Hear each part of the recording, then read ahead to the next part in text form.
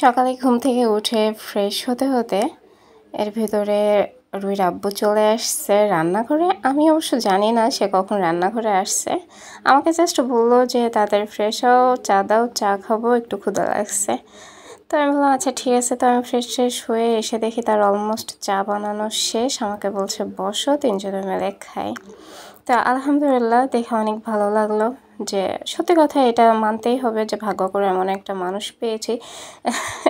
এখন হয়তো অনেকেই বলতে পারে যে আপু চা বানিয়ে খাইয়েছে এই জন্য, না, সত্যি কথা বলতে আপুরা মানে ও এত পরিমাণে আমাকে সাপোর্ট করে সব কিছুতে। আমার অসুস্থতা সব কিছু মিলে আমি গত বছর 2022 সালটা যে সম্পূর্ণ অসুস্থতার 2022 সালটা যে সম্পূর্ণ অসুস্থতার ভিতরে ছিলাম, তা আমার অনেক পুরাতন আপুরা জানে আমার কিছু শারীরিক সমস্যার কারণে। তো একটা মানুষই আমাকে এত বেশি আমার পাশে থাকছে, আমাকে সাপোর্ট করছে, আমাকে দেখাশোনা করছে, তা আসলে বলে বোঝাতে পারবো না। মানে একটা ভালো হাজব্যান্ডের যতগুলো গুণাবলী থাকে তার সম্পূর্ণটাই আপনাদের ভাইয়ের ভিতরে আছে। আলহামদুলিল্লাহ, এদিক থেকে আমি অনেক লাকি। আমি সবসময় বলি এটা। আসসালামু আলাইকুম। আমার যেসব রেগুলার আপু ভাইয়েরা আমার ভিডিও দেখে থাকেন তারা সবাই কেমন আছেন? আশা করি আল্লাহর রহমতে ভালোই আছেন। আমি ইনশাল্লাহ আপনাদের দোয়া এবং আল্লাহর অশেষ রহমতে আলহামদুলিল্লাহ ভালো আছি। তো চলে আসছি নতুন দিনের নতুন আরেকটা ভিডিও নিয়ে। তো সকাল থেকে কি করলাম তা তো আপনারা দেখতেই পেয়েছেন। তারপরে টোস্টগুলো খাওয়ার পরে বাকি টোস্টগুলো আমি বয়ামে ঢুকিয়ে রাখছি। আর এইদিকে আমার রুহিকে রেডি করে দিচ্ছি। ও স্কুলে চলে যাচ্ছে, ওর আব্বুকে দিয়ে আসবে, আমার যাওয়ার প্রয়োজন নাই। তো এই জন্য আমি ওকে একটু বাইরে বিদায় দিতে আসলাম। ও আসলে আমাকে মানে আমার বিদায় দেওয়াটা না হলে ওর নাকি পরিপূর্ণ হয় না, গেট পর্যন্ত সালাম দিতেই থাকে আমি যতক্ষণ বাইরে না বের হই। মেয়েটা স্কুলে চলে যাওয়ার পরে আমি ঘর ঠর সব কিছু গোছগাছ করে নিচ্ছি। আসলে ঘর গোছগাছ না করলে অন্য কোনো কাজেই মন বসে না, মনে হয় যে কোনটা হয়নি এরকম একটা লাগে। তো যার জন্য আগে ঘরটায় গোছগাছ করে নিচ্ছি। আর যারা আমার রেগুলার আপুরা আছে বা ভাইয়েরা আছে, যারা আমার ভিডিওগুলো রেগুলার দেখে থাকেন, তাদের কাছে আমার অনুরোধ থাকবে যে অবশ্যই ভিডিওগুলো ভালো লাগলে লাইকটা দিয়ে তারপরে ভিডিওটা শেষ করবেন। কারণ লাইক না দিলে আসলে মানে ভালো লাগে না, যেটা সত্যি কথা। ভিউয়ের পরিমাণ দেখি আর লাইকের পরিমাণ দেখি তখন মনটা খারাপ হয়ে যায়। আর চেষ্টা করবেন পুরো ভিডিওটা দেখার, কারণ পুরো ভিডিও জুড়েই আমি আজকে আমার সকাল থেকে দুপুর পর্যন্ত রান্নাবান্না পর্যন্ত যা কিছু করেছি সবই আপনাদের সাথে শেয়ার করার চেষ্টা করেছি। তো ঘরবাড়ি গোছগাছ করার পরে আমি ভাত চাপিয়ে দিয়েছি। আজকে আর রাইস কুকারের গামলাতে ভাত রান্না করি নাই, কারণ রাইস কুকারের গামলাতে অলমোস্ট আমার ভাত আছে, যার জন্য আমি পাতিলে ভাত বসিয়ে দেওয়ার পরে এই যে আমার যে বোতলগুলো আছে, জগ বোতল, সবগুলোতে পানি নিয়েছি। রুহির বোতলটাতেও পানি ভরে দিলাম, দিয়ে এখন চলে আসছে রান্না করতে। আর আমি চেষ্টা করি 12:30টার ভিতরে এখন রান্না কমপ্লিট করার। বাইরে প্রচুর গরম, তার উপরে রুহির আব্বুর তো অফিস 1:30টার সময়, আর রুহিও 12:30টার দিকে চলে আসবে। তো এসেই বলবে যে আম্মু ক্ষুধা লেগে গেছে। আর বলবেই বা না কেন, কারণ ওরা আবার 2টা থেকে কোচিং থাকে। এবার 12:30টায় এসে রেস্ট নিয়ে গোসল করে নামাজ পড়ে উঠতে মেয়েটার আমার কোচিংয়ের টাইম হয়ে যায়। এই জন্য দেখা যায় যে খাবারটা রেডি থাকলে আগে খাওয়া দাওয়াটা করে একটু রেস্ট নিতে পারেও। এই জন্য আমি চেষ্টা করি 12:30টার ভিতরে রান্না করে ফেলার। তো আজকে আমি আপনাদের সাথে শেয়ার করব লইটা শুটকি ভর্তার। আমি তো শুটকি অনেক পছন্দ করি, তা তো আপনারা সবাই জানেন কম বেশি। আর আজকে আমি এর আগে কখনো লইটা শুটকি ভর্তা করিনি, সবসময় ভুনাই করছি বা বেগুন দিয়ে রান্না করছি, কিন্তু আজকে আমি ফার্স্ট টাইম লইটা শুটকি ভর্তা করব। তো লইটা শুটকিটা আমি সাধারণত চাপা শুটকি যেভাবে ভর্তা করে আমি সেম প্রসেসিংয়েই ভর্তাটা করে দেখি কেমন লাগে খেতে। তবে হ্যাঁ, লইটা শুটকি ভর্তা অনেকেই করে খায়, কিন্তু আমার এখনও খাওয়া হয়নি। তো শুটকিটা আমি ভালো মতো টেলে নিয়ে গরম পানির ভিতরে ভিজিয়ে রাখছিলাম, রেখে ভালোভাবে ক্লিন করে নিচ্ছি। আর যারা শুটকি খায় তারা তো কম বেশি সবাই জানে যে শুটকি কীভাবে ক্লিন করতে হয়।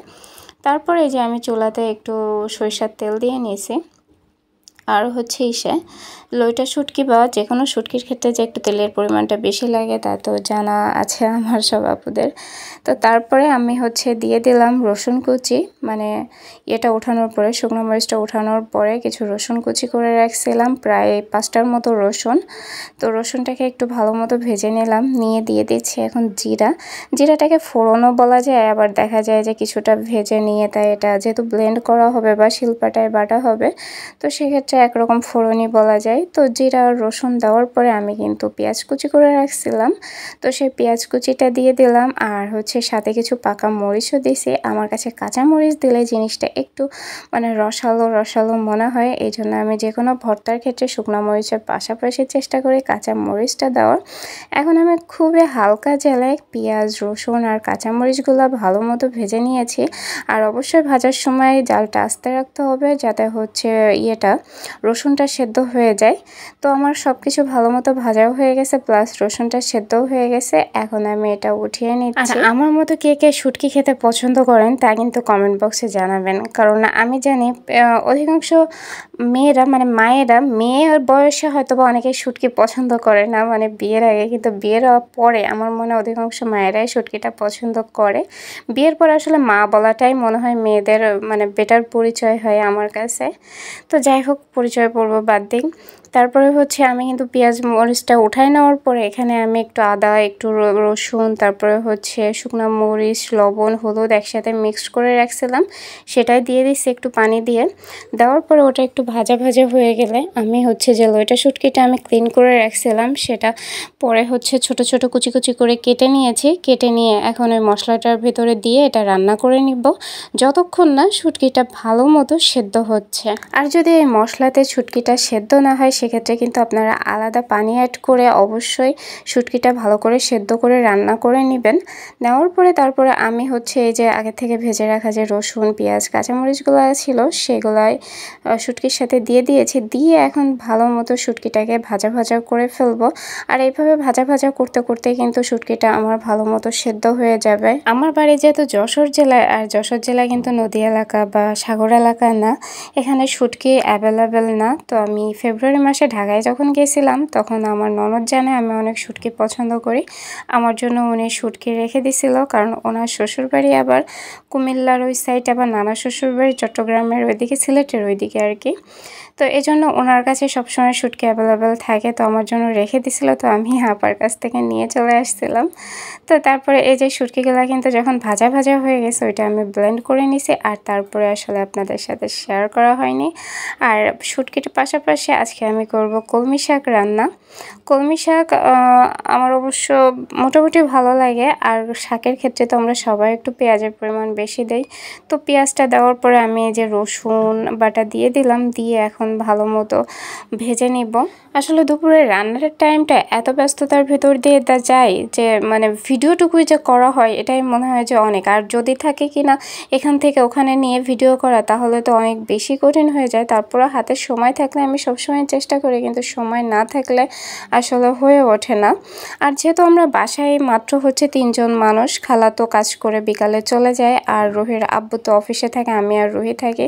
তো আমাদের দেখা যায় সকালে ঘুম থেকে উঠে আনুষঙ্গিক যে কাজকর্ম গোছগাছানো আর রান্নাবান্না ছাড়া তেমন কোনো কাজকর্মই থাকে না। আর এগুলোর ভিতরে সীমাবদ্ধ হওয়ার চেষ্টা করে এগুলাই আপনাদের সাথে শেয়ার করার। আর যদি আপনাদের কাছে আমার এই রেগুলার ভিডিওগুলো ভালো লেগে থাকে তাহলে অবশ্যই আমার চ্যানেলটা সাবস্ক্রাইব করে পাশে থাকবেন। আল্লাহ হাফেজ।